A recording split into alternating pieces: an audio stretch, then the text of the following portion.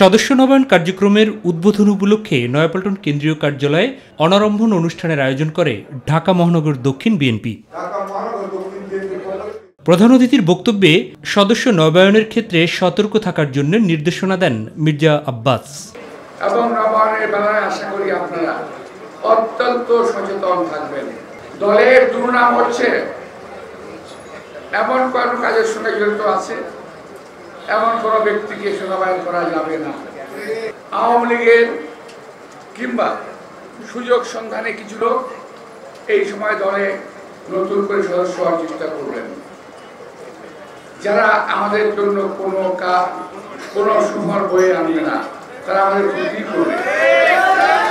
সুতরাং তাদের উপর আমাদের সদস্য করা যাবে না।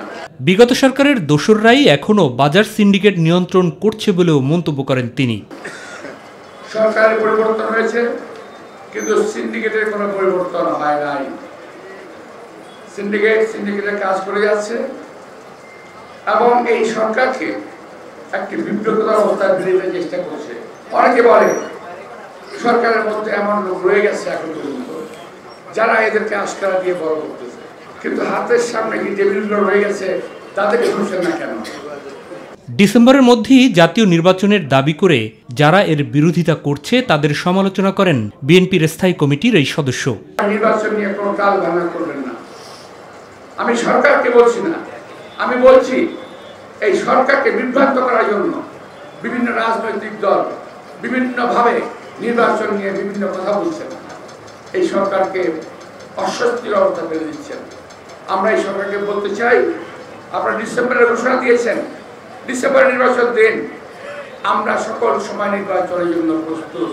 পরে একই স্থানে পবিত্র শবে বরাত উপলক্ষে আয়োজিত দোয়া অনুষ্ঠানে নির্বাচন প্রসঙ্গে কথা বলেন বিএনপির সিনিয়র যুগ্ম মহাসচিব রুহুল কবির রিজভী আহমেদ।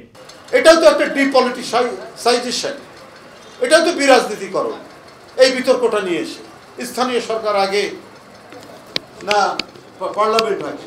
অন্যদিকে বান্দরবান ও চট্টগ্রাম দক্ষিণ জেলার নবগঠিত আহ্বায়ক কমিটির সাথে শেরেবাংলা নগরে দলের প্রতিষ্ঠাতা শহীদ রাষ্ট্রপতি জিয়াউর রহমানের সমাধিতে শ্রদ্ধা জানানোর শেষে গণমাধ্যমের সাথে কথা বলেন বিএনপির vice chairman advocate Ahmed Azam Khan. যে জনগণের আকাঙ্ক্ষা একটি অবাধ এবং নিরপেক্ষ নির্বাচন দেবে এবং আমরা প্রত্যাশা করি যে এই বছরের শেষের দিকেই সেই নির্বাচন অনুষ্ঠিত হবে। মাহবুব সৈকত, মাই টিভি, ঢাকা। সহযোগিতা চাই।